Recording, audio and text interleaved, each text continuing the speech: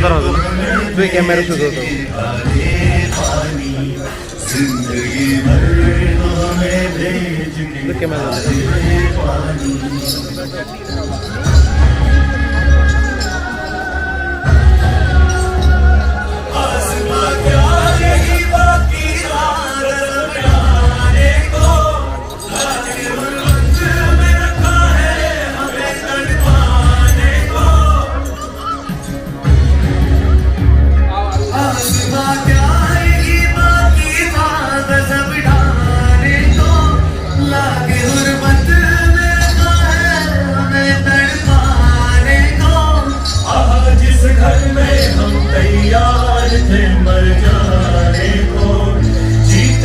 हमसे छुड़ाया है आशनाने को, जिंदगी भर तो हमें भेज के काले पानी, जिंदगी भर तो हमें भेज के काले पानी.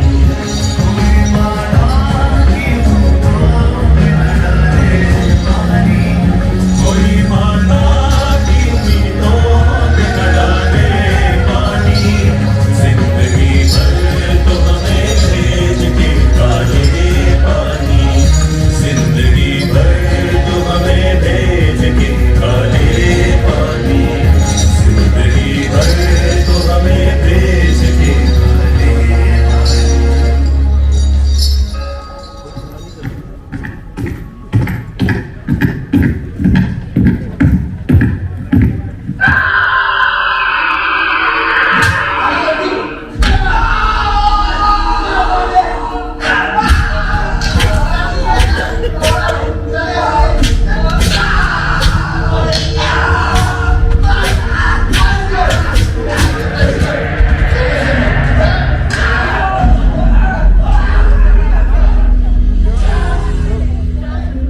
अभी मौजूद है जुल्मों की निशानी लोगों, दरो दीवार पे लिखी है कहानी. कहां से शुरू करूं ये कहानी? जुल्म सितम की ये दास्तां, आजादी के परवानों की वीरता और त्याग की गाथा. मैं जो एक रूह हूं, आत्मा हूं, उन तमाम लोगों की जिन्होंने अपने खून पसीने से, अपने बलिदान से, जान की कुर्बानियों से इस मिट्टी के जर्रे जर्रे को आजादी का तीरथ बना दिया. मैं गवाह हूं उस जुल्म का जो यहां आदम के बेटों ने आदम के बेटों पर बेरहमी से ढाई. सदियों से मैं इसी जगह मौजूद हूं. मेरे सीने में दफन है वो सारी कहानियां जिन्होंने इन हरे भरे खूबसूरत टापुओं को वो खौफनाक नाम दिया, काला पानी.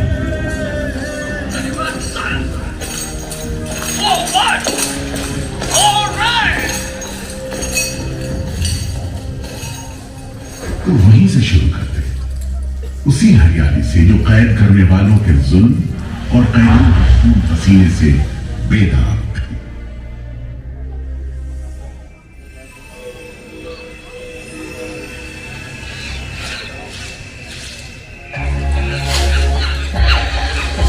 कहते हैं अंडमान द्वीप समूह का नाम रामायण के प्रतापी वानर देवता अंडमान यानी हनुमान के नाम पर रखा गया. पुराने जमाने से यह कहानी चली आती है कि जब राम ने लंका पर चढ़ाई करने की योजना बनाई थी तो पहले इन्हीं टापुओं से धावा मारने की सोची थी, लेकिन बाद में इरादा बदलकर धनुषकोटि से हमला किया. इतिहास और पुराण में अंडमान द्वीप समूह इसी सिलसिले में याद किया जाता रहा है. 2वीं शताब्दी के रोमन भूगोल शास्त्री टॉमी ने इन टापुओं को दुनिया के पहले नक्शे में जगह दी और नाम रखा एग्डिलोन, एक ग्रीक गॉड एगेमेम्नॉन के नाम पर, जो भाग्य का प्रतीक है. इन टापुओं की तरफ लोगों का आना शुरू हुआ. धर्म प्रचारक, लुटेरे, बागी, मल्ला, किस्मत आजमाने को निकले जहाजी, हर तरह के लोग यहां आते रहे. 18वीं सदी के अंत में ईस्ट इंडिया कंपनी ने इन टापुओं पर एक बस्ती कायम करने की कोशिश की और यहां लेफ्टिनेंट आर्चिबाल्ड ब्लेयर को भेजा, मगर ये कोशिश नाकाम रही.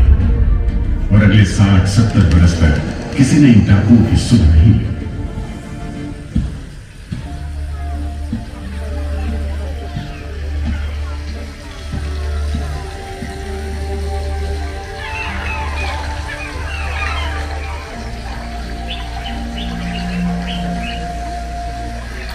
प्राकृतिक खूबसूरती और शांत समुद्र के बीच जिंदगी की खामोश लहरें उठती और बैठ जाती। उगते सूरज के साथ पक्षी जागते और डूबते सूरज के साथ इन टापुओं पर जिंदगी सुकून से सो जाती। कि तभी भारत का पहला स्वाधीनता संग्राम यानी 1857 की आजादी की लड़ाई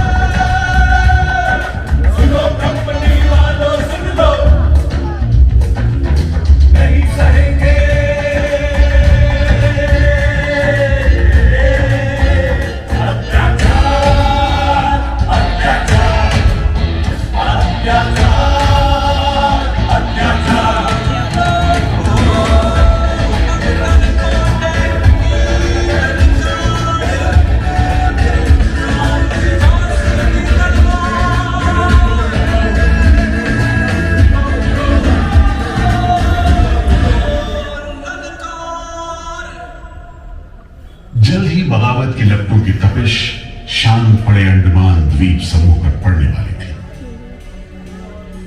आजादी के मतवालों को सबक सिखाने के लिए फिरंगी सरकार ने 15 जनवरी 1858 को पूरे के पूरे अंडमान द्वीप समूह को एक कैदखाने में बदलने का फैसला किया। His Excellency Governor General ने काउंसिल में ये फैसला किया है कि अंडमान आइलैंड में कैदियों की एक बस्ती बनाई जाए। इसमें शुरू में ऐसे मुजरिम रखे जाएं जिन्हें बगावत और राजद्रोह और इससे ताल्लुक रखने वाले दूसरे अपराधियों के लिए कैद या देश निकाले की सजा दी गई हो। और इस तरह अंडमान द्वीप समूह की पुरानी खाड़ी का नाम लेफ्टिनेंट आर्चिबाल्ड ब्लेयर के नाम पर पोर्ट ब्लेयर रखकर मुजरिमों की बस्ती कायम की गई। सन 57 के वीरों के नक्श कदम पर कुछ ही साल बाद अंडमान की धरती पर पैर रखे वहाबी आंदोलन के राजनीतिक बंदियों ने 1860 से 1872 के बीच बहुत से वहाबी आंदोलनकारी अंडमान भेजे गए। सरहदी सूबे का रहने वाला एक पठान शेर अली आफरीदी भी अंडमान में उस समय उम्र कैद की सजा काट रहा था और अंग्रेजों से बदला लेने के लिए मौके की तलाश में था।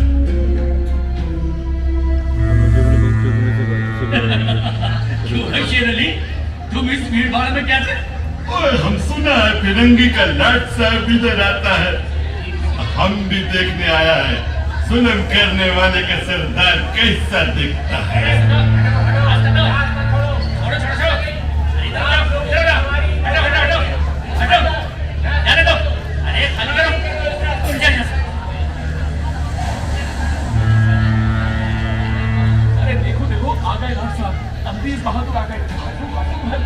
मिस्टर बर्ड, मैं सोचता हूँ कि इस खूबसूरती के बीच रहने के लिए प्रिजनर होना भी मैं एक्सेप्ट कर लेता। Yes, indeed. Just look how beautiful this place is. ये प्रिजनर लोग इस खूबसूरती को नहीं देखते, वरना इस टापू को प्रिजन नहीं स्वर्ग समझते। यस सर, आप ठीक कहते हैं। इधर आइए प्लीज। हम तुमको खत्म कर देगा फिरंगी जालिम। कैदियों के साथ तुम लोग जो हैवानी जुल्म करता है, हम बर्दाश्त नहीं करेगा।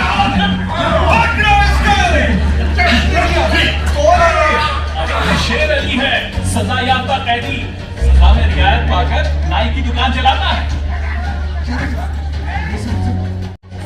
जैसा कि होना था, शेर अली को फांसी हो गई।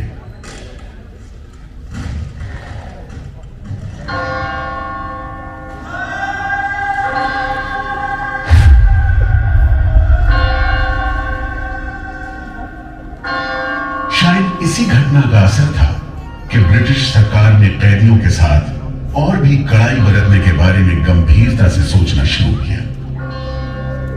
नतीजे के तौर पर सन 1896 में पोर्ट ब्लेयर की खौफनाक सेलुलर जेल का काम चीफ कमिश्नर केविन और इंजीनियर मैकविन की निगरानी में शुरू हुआ। यूरेनस मक्विन, आपकी जांच पूरी हो गई? यस सर, हमने पूरा टापू का मुआयना कर लिया है। तो आपके हिसाब से जेल कहाँ बनेगी? मेरा राय में जेल इसी जगह बने तो अच्छा रहेगा सर। इस पहाड़ी पर? यस सर, हम इस पहाड़ी को ईस्ट का तरफ ऊपर से काटकर समुद्र से 60 फीट की ऊंचाई पर मैदान बना देगा। इससे दो फायदा होगा, जेल के लिए जगह निकलेगा और पहाड़ी काटने से जो मिट्टी निकलेगा उससे हम नीचे का दलदल को भरकर ऑफिसर्स के लिए टेनिस एंड क्रिकेट खेलने का मैदान, इवन जिमखाना क्लब भी बना सकता सर। तय हुआ कि 5 लाख रुपए की लागत से पोर्ट ब्लेयर की इस पहाड़ी पर जेल बनेगा। फॉरेन कारीगरों के अलावा 600 कैदियों को काम पर लगा दिया गया। इस जेल में एक वक्त में 700 कैदियों को बंद रखा जा सकता है। योजना के अनुसार जेल के बीचों बीच एक मीनार बनाई जानी थी, जिसकी 7 दिशाओं में 7 खंड किसी सितारे की भुजाओं की तरह निकले होंगे। हर खंड में 3 मंजिलें बनाई जानी थी और 7 खंड में कुल मिलाकर 698 कोठरियों का निर्माण होना था। ईंटों की ढुलाई के लिए ट्रेन की 5 मील लंबी पटरी बिछाई गई। इमारत बनाने के लिए ढेर सारे सामान बर्मा से मंगवाए गए।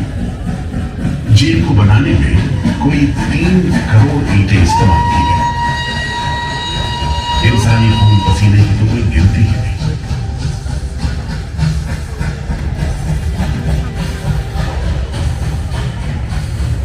सुबह दोपहर शाम रात कोड़े चलते रहे और काम होता रहा।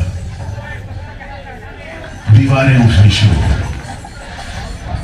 आखिरकार 10 साल बाद सन 1906 में यह विशालकाय जेल तैयार हुआ और यहीं से अंडमान के इतिहास का सबसे काला दौर शुरू हुआ।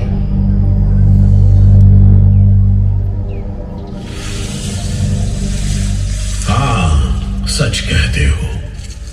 आज भी उस दौर को याद करके झुरझुरी सी हो जाती है। मैं पुराना पीपल का पेड़ जेल खाना बनने के इस लंबे अरसे में हर रोज अपनी जान की खैर मनाता रहा, क्योंकि इस पहाड़ी पर उगे हुए घने जंगल साफ करने के दौरान बहुत से लोग थे जिनका ख्याल था कि मुझे भी और पेड़ों की तरह काट गिराया जाना चाहिए, लेकिन मैं बच निकला।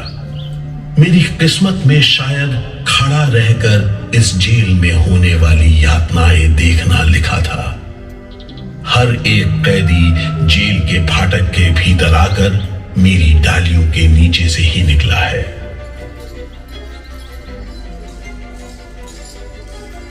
जैसे जैसे अंग्रेजी शासन के खिलाफ आजादी की मांग तेज हुई, ब्रिटिश सरकार ने सेलुलर जेल के फाटक हर छोटी बड़ी बात के लिए खोलने शुरू कर दिए। किसी ने पर्चा निकाला तो अंडमान जेल, किसी ने लेख लिखा तो अंडमान जेल। लेकिन जब आजादी की लौ दिल में जल रही हो तो लोगों को कब तक रोका जा सकता है? 20वीं सदी शुरू होते होते फिरंगी सरकार के खिलाफ जंग में तेजी आ गई। अलीपुर षड्यंत्र कांड, चटगांव डकैती कांड, काकोरी कांड, लाहौरी बम कांड, मुबला विद्रोह, नासिक षड्यंत्र, कितने मामले गिनवाए, ये सूची लंबी है। लिहाजा एक नए किस्म के अभियुक्तों ने अंडमान की सेल्युलर जेल में कदम रखा। ये नई किस्म थी क्रांतिकारियों की। क्या शानदार लोग थे, मस्ती में झूमते, गीत गाते जेल में कदम रख रहे थे, मानो जेल नहीं मंदिर जा रहे हो। आजादी के ये परवाने देश के कोने कोने से आए थे।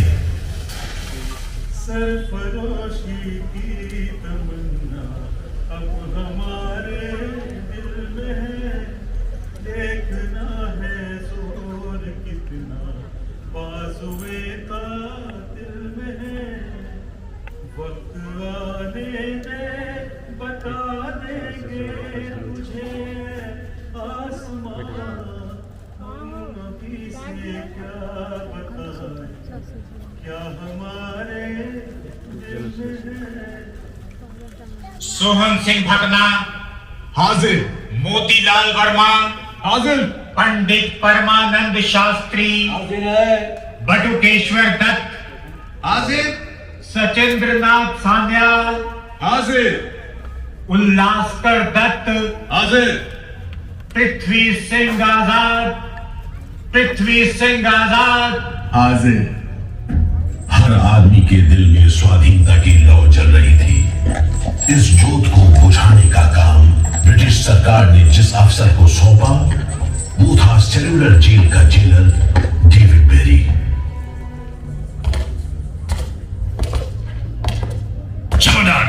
जी हुजूर। जी हुजूर। नया कैदी लोग आया? जी सरकार, सभी लाइन से खड़े हैं। ठीक है, सुनो, इनसे कह दो कि इस जगह पर हम शेर को पालतू बनाता है। तुम जेल का दीवार देखता है, जानता है इसको इतना नीचे क्यों बनाए? इधर से कोई भागने को नहीं सकता। यह सब तरफ 1000 माइल्स तक पानी है और ऊपर खुदा है, और तुम हमको देखता? हम इधर का खुदा है, डेविड बेरी। Get it? इस तरह कैदियों से ठसाठस भरी जेल की गंदी सीलन भरी बदबूदार हवा में कैदियों का बंदी जीवन शुरू होता है। बेड़ियों की आवाज, वार्डनों की गाली गलौज और मार खाते कैदियों की चीख पुकार से गूंजते कोठरियों का दम घुटू माहौल कड़े से कड़े इंसान को तोड़ने के लिए काफी था। लेकिन इन कोठरियों में ऐसे बंदी किया है जिन्हें ये माहौल हताश करने के बजाय जुल्म का मुकाबला करने की प्रेरणा देता रहा। वीर विनायक दामोदर सावरकर, ऐसे ही बंदियों में बड़े सम्मान के साथ लिया जाता है।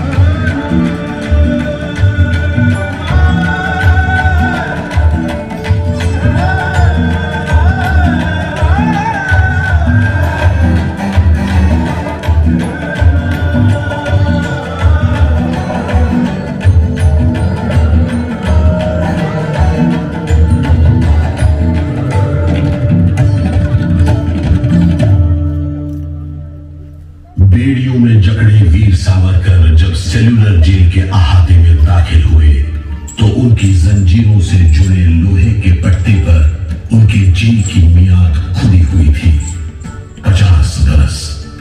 24 दिसंबर 1910 से 30 दिसंबर 1960 तक।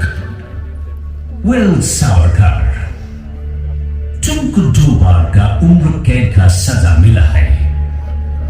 50 बरस बाद सरकार तुमको छोड़ देगा।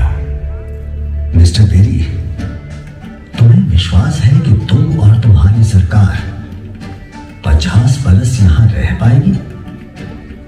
सावरकर को इस बात में रत्ती भर भी शक नहीं था कि आजादी की जो लपटें हिंदुस्तानियों के मन में धड़क रही है उन्हें अंग्रेज अब बुझा नहीं सकेंगे और जल्द ही उन्हें जाना होगा। इसी प्रबल विश्वास के बल पर सावरकर 10 बरस लंबा अरसा सेल्यूलर जेल की एक ही कोठरी में रह सके। उन्हें बहुत ही खतरनाक कैदी करार देते हुए इतने कड़े पहरे में रखा गया था कि उनके भाई गणेश को 2 बरस तक पता भी नहीं चला कि वीर सावरकर उनके ही नक्शे कदम पर चलते हुए सेल्यूलर जेल आ पहुंचे। यहां बरसों की तकलीफ है, जेलर के जुल्म है, कड़ी मेहनत और निदान अकेलापन है, जहां जिंदगी 13 फुट लंबी और 7 फुट चौड़ी कोठरी में सिमट कर रह सकती है। बर्तन भी देखो कैसे टूटे फूटे, जंग से लाल और तेल से जुड़े हुए। सबसे ज्यादा कमी तो पानी की है। आज सुबह जब मैंने पानी मांगा, जमादार बोला दिन में 2 बार मिलेगा बस। अरे पीने लायक होता तो बात थी, इतनी बास मारता है कि नाक बंद करके पीना पड़ता है। इस खाने को कैसे खा सकते हैं? कैदियों को गाली देना या पीटना मामूली बात थी, चाहे वो खा रहे हों या काम कर रहे हों। और काम न सिर्फ मुश्किल था बल्कि उसका कोटा भी तय था। साथ में से 4 खंडों की कोठरियों में तेल निकालने के उपकरण लगे थे।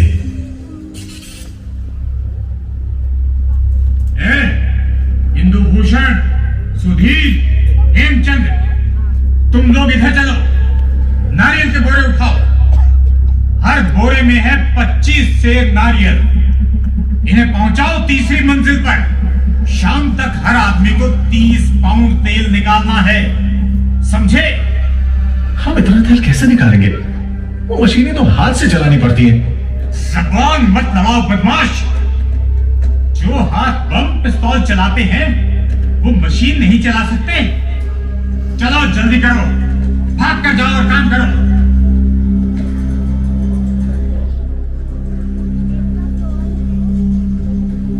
मेरा बात ध्यान से सुनो। जी हुजूर। जो आदमी काम नहीं करे उसको बेट लगाओ। जी हुजूर। समझा? जी। सजा दो, कोई छूट नहीं दो। जी कोटा पूरा कराओ। जी। लेकिन तमाम मारपीट और गाली गलौज के बावजूद यदि कैदी काम पूरा न कर पाते, तब जो सजा मिलती वो किसी की भी हिम्मत तोड़ने के लिए काफी थी। जमादार, जी हुजूर, इसको 2 दिन तक टाट का वर्दी बनाओ। कल से इसका गाना बंद। जी।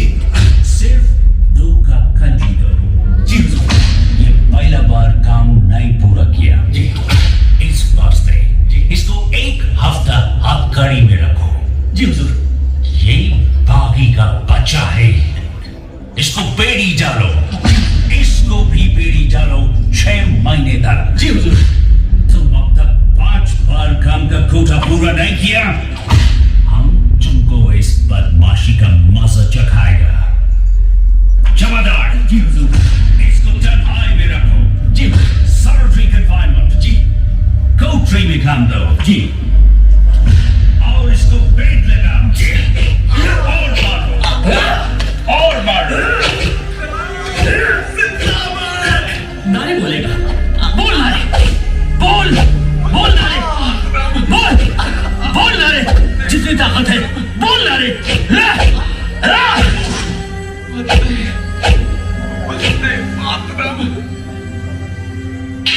उल्हासकर दत्त ने इस सारी तकलीफ की दिल को छू देने वाली तस्वीर खींची है। हमारे गांव में तेल के लिए कोल्हू में बैल जोते जाते हैं, वो भी दिन में 10 से 12 सेर से ज्यादा तेल नहीं निकाल पाते। जेल में मुझे 2 और कैदियों के साथ बैल की जगह जोत दिया जाता था और हमें शाम तक 1 मन नारियल का तेल निकालने का काम सौंपा जाता। जमादार हमें दौड़ने पर मजबूर करते और रफ्तार धीमी होने पर कोड़े मारते। हर रोज न जाने हम कितनी बार लड़खड़ाते, गिरते और मार खाते, और ये सिलसिला निरंतर चलता रहा। हुजूर, ये काम करने से इनकार करता है। क्यों? क्यों काम नहीं करेगा? जैसा बर्ताव ये जमादार करते हैं उसमें मैं काम नहीं करूंगा। मारपीट और सजा का नतीजा ये हुआ कि उल्हासकर ने 7 दिन के बाद खाना पीना और बात करना भी बंद कर दिया। वार्डनों का ख्याल था कि उल्हासकर पागल होते जा रहे हैं, लेकिन जेलर बेरी ने इसे नाटक बताते हुए उल्हासकर को बिजली के झटके लगाने का हुक्म दिया, जिसके बाद उल्हासकर 3 दिन और 3 रात बेहोश रहे। उसके बाद कहीं जाकर डॉक्टर को बुलाया गया। सुनो मिस्टर उल्हासकर, हम जानते हैं तुम अपने मुल्क का आजादी के वास्ते ये करते। हम तुम्हारा काम को ठीक नहीं समझता, लेकिन तुम अभी जवान है। एक दिन अपना सजा पूरा करके वापस अपना मुल्क जाएगा, तब अपना हाथ से जान क्यों लेता? क्या तुम डरपोक है? हम अपना सीनियर ऑफिसर का हुक्म नहीं बदल सकते, लेकिन तुम चाहेगा तो हम तुमको मेंटल हॉस्पिटल में भर्ती करा देगा। ठीक है, इन जानवरों के बीच रहने से पागलों के बीच रहना बेहतर होगा। उल्हासकर की सारी तकलीफ का जेलर डेविड बेरी पर कोई असर नहीं हुआ। उल्हासकर के जाने के बाद बेरी ने वीर सावरकर को चढ़ाते हुए पूछा, क्यों सावरकर, तुम भी पागलपन का बहाना करेगा क्या? तुम्हारे बाद मिस्टर बेरी। अच्छा। हाँ, जिस तरह के अत्याचार तुम कर रहे हो उनसे कोई भी आदमी पागल हो सकता है। रहने दो ये सब बात सावरकर, तुम अच्छी तरह जानता है उल्लास कर पागल नहीं है, बहाना काटा है। मिस्टर बेरी, अगर तुम सोचते हो कि उल्लास बहाना कर रहा था, तब तुम पहले ही पागल हो चुके हो। ये सब अत्याचार बंद करो, वरना हमारे पास स्ट्राइक के अलावा कोई रास्ता नहीं बचेगा।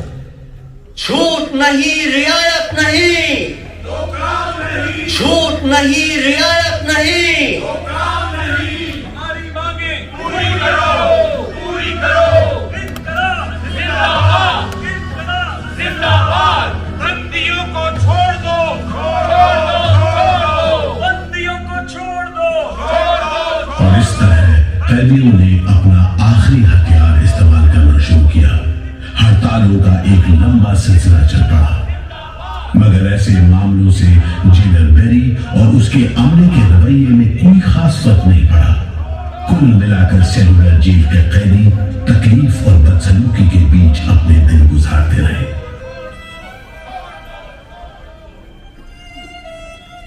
मगर एक सुख का स्मरण ना करना नाइंसाफी होगी। वो सुख था बुलबुलों की चहक, उनका मधुर स्वर, उनके झुंड कल कल करते नारियल के टुकड़ों पर टूट पड़ते। गंभीर विचारों से मुक्ति पाने के लिए मैं मन को बलपूर्वक इन बुलबुलों की चहक में लगाए रखता। मैं अपनी भाषा उन्हें सिखाने में असमर्थ था। यदि सिखा पाता तो मैं उन्हें देश प्रेम के गीत सिखा देता, ताकि अगर कोई मेरी कोठरी खोजता हुआ आए तो लोग कहें कि जिसके सामने बुलबुल देश प्रेम के गीत गा रही हो, वही सावरकर की कोठरी है। एक बार में 3 कैदियों को फांसी पर लटका दिया जाता। दिल दहला देने वाली चीखें निकलती, जेल का घंटा घनघना उठता, जेल की मीनार पर लगी बत्ती जलती बुझती रहती और 8 मील दूर तक खड़े जहाजों तक खबर पहुंच जाती कि फिर से कुछ कैदियों को फांसी पर लटका दिया गया है। 12 मई 1933 को कैदियों ने फिर भूख हड़ताल का सहारा लिया। भूख हड़ताल करने वालों में सरदार भगत सिंह के बहादुर साथी महावीर सिंह भी शामिल थे। हड़ताल के 5वें दिन जब कैदियों को जबरदस्ती खुराक दी जाने लगी तो महावीर सिंह ने ताकतवर विरोध किया। जालिमों, तुम नहीं जानते कि हम कौन हैं। हम मर सकते हैं पर छुपकर नहीं रह सकते। हमें ऑर्डर मिला है तुम्हें दूध पिलाने का। चलो जमादार, पकड़ो इसे। इंकलाब जिंदाबाद।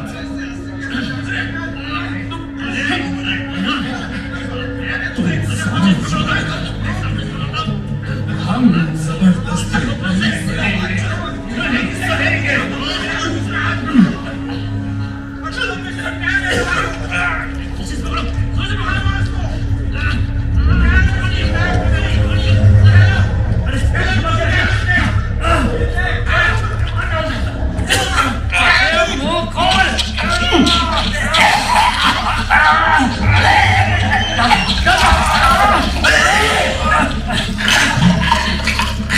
अरे अरे क्या हो गया? क्या हो गया? अरे ये तो अब क्या करें? अरे इसकी तो आंखें उलट गई। अरे इसकी तो आंखें उलट गई है। अब क्या करें? लगता है दूध इसके फेफड़ों में चला गया है। क्या हो? नली निकालो, जल्दी करो, जल्दी। जी। इसकी तो सांस बंद हो गई। अब क्या होगा? होगा क्या? लाश को गुपचुप ठिकाने लगा दो, किसी को कान कान खबर ना हो। मैं तो कहता हूँ साहब, इसकी लाश को बोरे में डालकर पत्थर से बांधकर समंदर में बहा दीजिए। कैसा? ऐसा ही करो, छत पर ले जाओ उसे, छत पर ले जाओ। लेकिन ये खबर छिपी नहीं रह सकी। जब लोगों को पता चला तो देश भर में विरोध की भीषण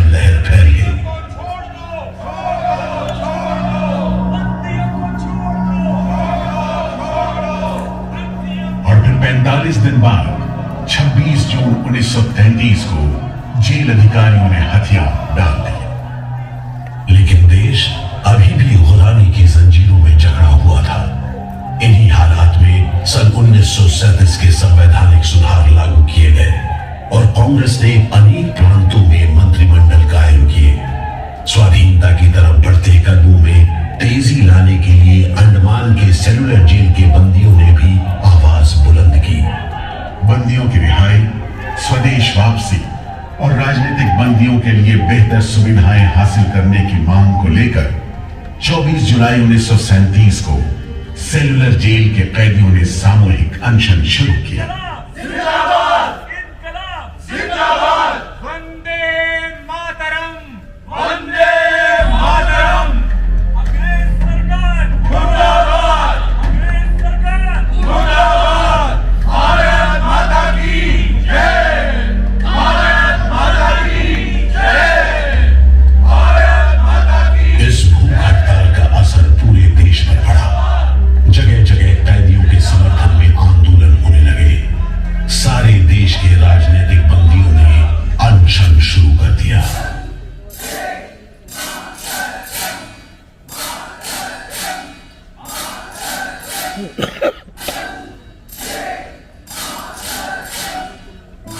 गुरुदेव रविंद्रनाथ ठाकुर और कांग्रेस की कार्यकारिणी की तरफ से जवाहरलाल नेहरू ने कैदियों से भूख हड़ताल समाप्त करने की अपील की और 28 अगस्त 1937 को गांधी जी ने सेलुलर जेल के बंदियों को तार से संदेश भेजा। मैं गुरुदेव रविंद्रनाथ टैगोर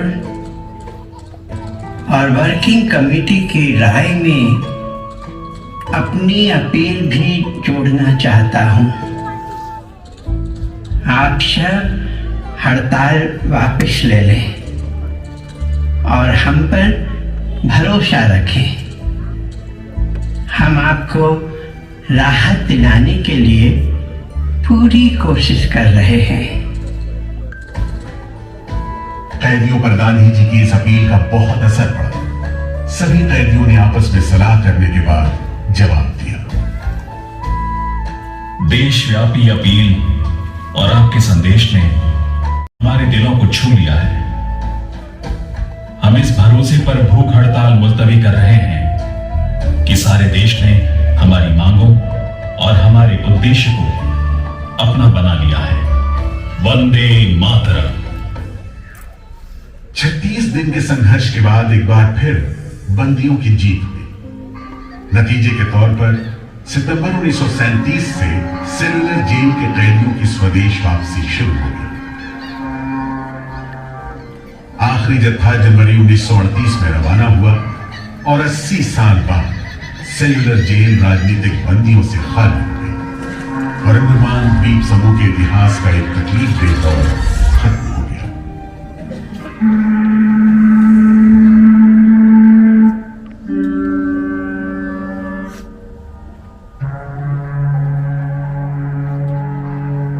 मगर एक और जालिम दौर शुरू होने वाला था। 1939 में दूसरा विश्व युद्ध शुरू हुआ और 1942 में जापानियों ने अंडमान पर कब्जा कर लिया।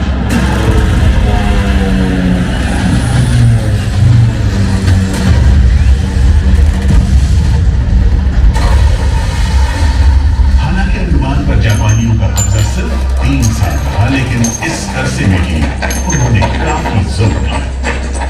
हर आदमी उनकी नजर में अंग्रेजों का जासूस था।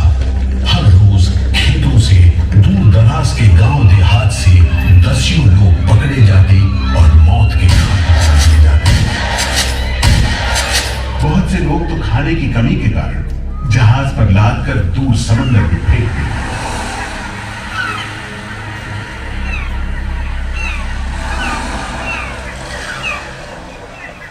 इसी दौरान नेताजी सुभाष चंद्र बोस अंडमान आए और जेल का मुआयना भी किया, मगर जापानी उन्हें जेल के उन हिस्सों में नहीं ले गए जहां वो सैकड़ों कैदियों को जासूस करार देकर तकलीफें पहुंचाते थे। अपनी छोटी सी अंडमान यात्रा के दौरान नेताजी ने तिरंगा भी फहराया।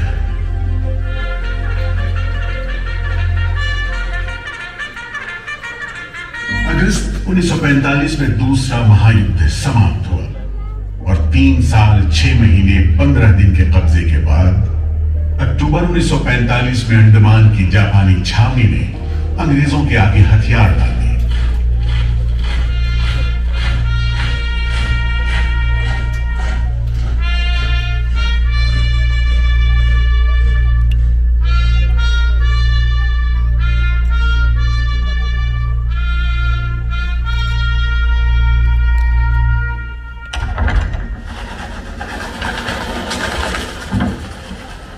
सेलुलर जेल के फाटक एक बार फिर खुले और कैदियों को रिहा कर दिया गया। इसके बाद 2 साल के अंदर अंदर भारत में ब्रिटिश सरकार का शासन खत्म हो गया।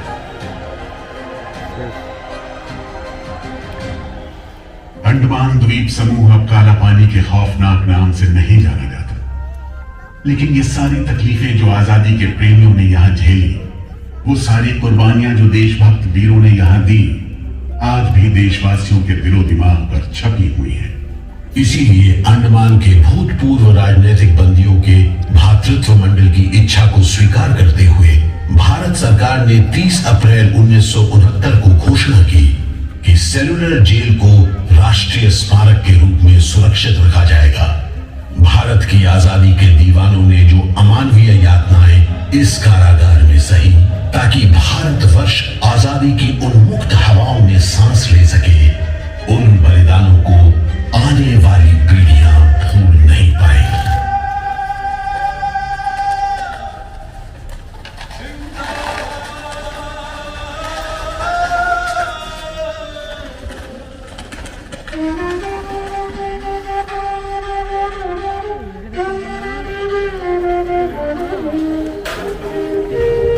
सब रखो।